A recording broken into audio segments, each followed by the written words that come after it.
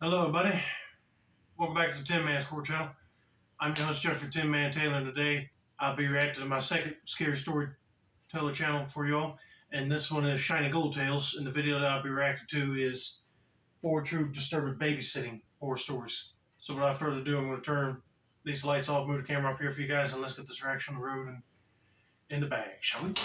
Okay, here we go.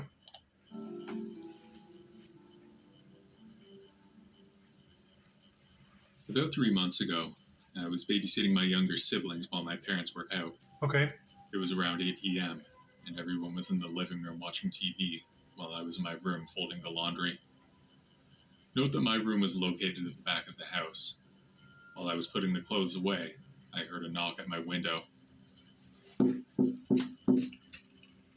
Without thinking, I opened the blinds a little, and instantly, my soul left my body. I was face to face with a pair of wide hazel eyes staring back at me. Oh, heck no. I wouldn't even open up the blinds.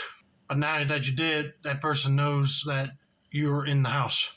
At this point, you better close them blinds back and stop what you're doing and go protect your siblings, because if that guy breaks in the house, he will want to start looking for you. But let's continue with the story and see what happens next. I let out an ear-piercing scream and ran into the living room to grab my siblings and take them to my parents' room to hide. My siblings were confused and asked why I screamed. While this was happening, the back door was practically shaking off its hinges, and I could also hear someone banging on the living room windows. My sister was already on the phone with the police, and my brothers were hiding under my parents' bed. I was in the hallway with a long kitchen knife, trying to somehow protect them. Minutes later, the banging and shaking stopped, and I could hear two people jumping the front yard gates out of our yard. The police arrived 5 minutes later and took our statements. After that incident, my parents got a dog from the local shelter, named him Buddy. We loved him so much. 2 weeks later, I was alone at my house with the dog getting ready for school. First of all, I am so sorry that that happened to you all while you were at the house. But I'm glad you sprang into action and grabbed all your younger siblings and called the cops. But apparently that guy figured that was going to happen and left. But also, I'm glad you grabbed a dog, because now that dog can attack somebody if they come in the house, which I'm guessing is about to happen again. School for me started at 10 a.m. because the underclasses were taking their exams. High school seniors like me came to school later. I was feeding Buddy when I heard the front gate start to shake again. I also heard footsteps walking quickly next to the house, and someone trying to open the back door. Instantly, Buddy's ears perked up, and he began growling and barking like crazy. I was about to call the police when the person fled. Unfortunately, the police never caught the person, and I soon forgot what happened. Then a week ago, someone broke into my dad's car and stole the stereo. Yesterday, I was up at 7 a.m. cleaning the living room, and I decided I wanted some light in the house, so I opened the curtains. Sometime later, I saw a truck slowly approaching on the street. I hid behind a bookshelf so that driver couldn't possibly see me through the living room windows. The truck's windows were tinted, but I still felt the driver was staring at me. It was as if he knew I was in there. He sped off quickly afterwards. I honestly don't know what's going on, and I hope it doesn't escalate. That's a little creepy. These guys are way too quick in escaping, and the police have yet to find them. Unbelievable. I mean, I would have been calling back and telling them about the car that was watching the house before it sped off. And then they'll be looking for it and arrest the person before they come back. Because that's scary to hear that one of your neighbor's car stereos taken and that person tried to get into your house again. But this time you had a dog, so it scared him away. I just hope they don't keep going through this. If not, I'll be looking for a safer neighborhood to live in. I'm just glad that this girl and her family is okay. Let's get to story number 2.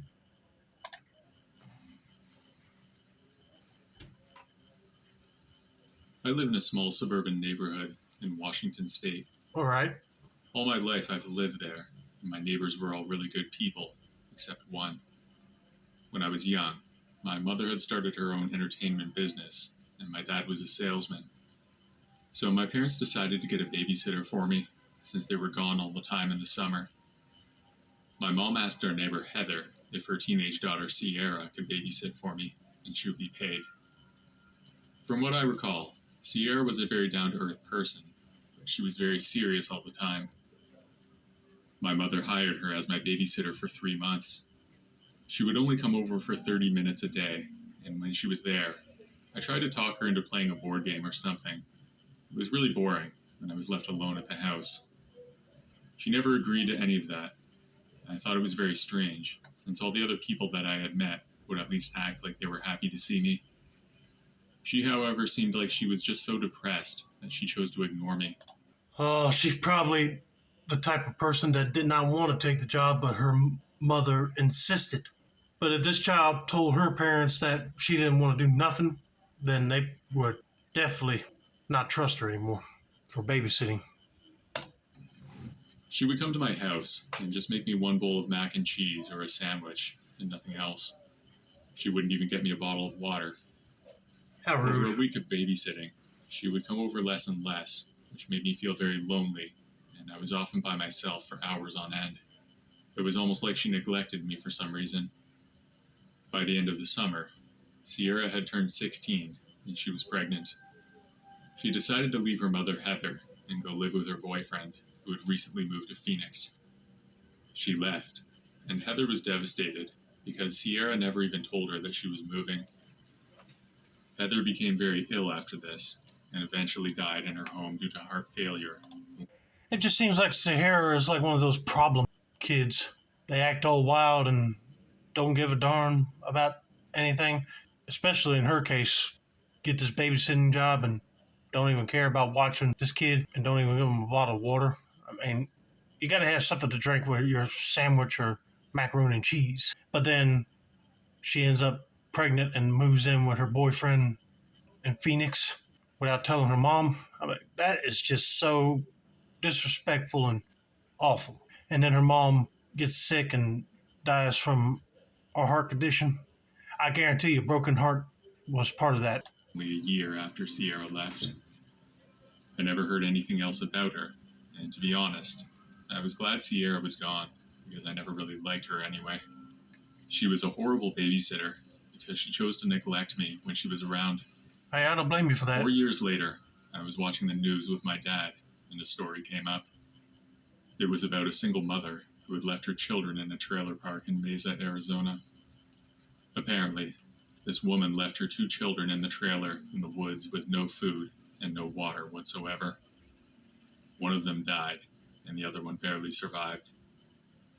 A person who was driving by noticed the trailer on the side of the road. Someone had pulled over and heard screaming coming from inside. The trailer had no air conditioning, and it was really hot in there. They showed a picture of the woman, and it was Sierra. Sierra didn't want children, so instead of giving them up to foster care, or CPS, she just left them. She had committed the worst act a mother can do. It still shocks me to this day that a person could have the ill will to do something like that. I don't know what she was convicted of, but she was definitely sent to prison. I still feel so sorry for those children who had to endure the neglect of their mother. I'm telling you, I mean, that is just one sorry excuse of a human being right there. Because that could have been this kid. She didn't want kids, you should have kept your legs closed or told your boyfriend to wear protection. I cannot believe she would leave him in a trailer, starve to death, and then have no air conditioning in there. But thank God somebody stopped and heard them screaming for help. And I hate one of them died too. I hope she get life in prison because that is just so wrong. And I know her mother's looking down from heaven, so disappointed that she would act this way, like neglect the kid that she's babysitting, but also her own children. Really sickening to hear. When I was 12 or 13 years old, my parents still hired a babysitter whenever I would be left alone. A lot of kids my age would be annoyed by this, but I actually didn't mind. We lived on a somewhat busy street, not exactly a rough neighborhood. There was some crime. I would see police cars at least a few times a week, but I never really felt unsafe when I was walking around, even at night. We had a small detached house, which was actually quite a luxury around there, since most of my friends lived in apartments or townhouses. So So I guess you could say that I was the rich kid, if only by comparison. Yeah, you'll be lucky for sure. But let's continue. Kelsey was my babysitter at the time, and she had been watching me for a few months before this happened. She was probably 17, so not that much older than me. Kelsey was thin as a twig, with long black hair, which I'm pretty sure was dyed. She wore all black, with black nail polish and lipstick. She was what was known as a goth kid back then. Anyone who was around in the 90s or early 2000s will know what I mean. I mean, there's nothing wrong with that either. A lot of kids would dress up like that to resemble their favorite goth metal band members or people that were in graphic novels or movies that looked similar to a goth person. It was very 90s thing, but you still see people dress up like that today. The reason I liked Kelsey so much was that she would treat me like an equal. It was just like we were two friends hanging out. She would break all of my parents' rules. We'd have ice cream for dinner, watch TV all night, and she would never make me do my homework. One time she even brought alcohol and gave me some. I know it sounds bad, but at the time, I felt really cool and grown up because of it. Yeah, but imagine if your parents walked in and saw you drinking alcohol with her, or when she left, they smelled your breath before you brush your teeth. They would be very furious and not trust that girl to babysit you ever again. And you definitely don't want to start getting on the train ride of alcoholism. One time, however, things went way too far. We were sitting on the couch watching some game show on TV, mostly just talking about whatever.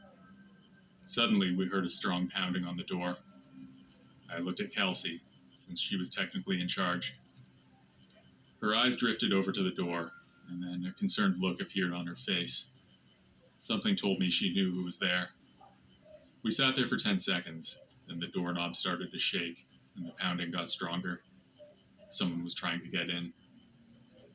When that happened, Kelsey stood up and walked over to the door. She peeked out the window next to it, and then she unlocked the door, and it swung open. A guy burst into the house without hesitation, and I recognized him. He was Kelsey's ex-boyfriend, Jeremy, also a goth kid. Jeremy was known in the neighborhood as a bit of a troublemaker, mostly just smoking and loitering, and nothing serious. Kelsey turned to me and said, "We'll just be a minute." Then she walked into the kitchen, which was just one room over from the living room where I was. There wasn't even a door separating us. They were whispering very quietly, but I could still mostly tell what they were saying. From what I could tell, Jeremy had just committed some kind of crime. Probably a robbery or something, and he needed help. I could tell that Kelsey was just trying to get him to leave, but she stopped short of calling the police. Eventually the whispering stopped, and Kelsey shouted, "No, you're on your own. Get out." I could see why she broke up with him. Because she don't want to hang out with somebody that's always been a troublemaker. But I hope to God he leaves. Then Jeremy stormed out of the kitchen and left through the front door. I thought it was all over with, but I was wrong. Seconds later, the headlights of my mom's car came to life. I got up and looked out the window, and I saw Jeremy sitting in the driver's seat of the car as it backed out of the driveway. That guy stole my mom's car. She always kept a spare key in a bowl on the kitchen counter. He must have grabbed it while he was in there. As soon as she heard that, Kelsey ran out the front door after him, but it was too late. He was gone. We called my dad's cell phone and told him what happened. My parents came home immediately, and we called the police. Jeremy was caught soon after. It turned out he robbed a store that night with a toy gun. I think he got a few years in jail for that, combined with the fact that he stole a car. After that night, my parents never hired Kelsey again, and to be honest, I think they did the right thing. Whether it was her fault or not, some people just bring trouble wherever they go, and it's best to avoid these people at all costs. Yeah, I don't blame them for not hiring Kelsey anymore. Because she let her ex-boyfriend walk in the house and he grabbed them keys to the car. I cannot believe he was stupid enough to go rob a store with a toy gun. I mean, if the cops ambushed him there with real guns and he pointed that gun at him, they probably would have shot him. But thankfully, they arrested him, got the car back, and he's spending some time in jail. But I'm glad that you did not tell your parents about the whole alcohol thing, because they would have lost their lid immediately on Kelsey too.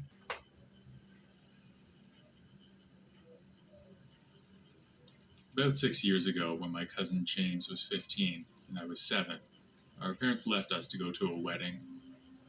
They trusted him enough to babysit me for a while so they could go.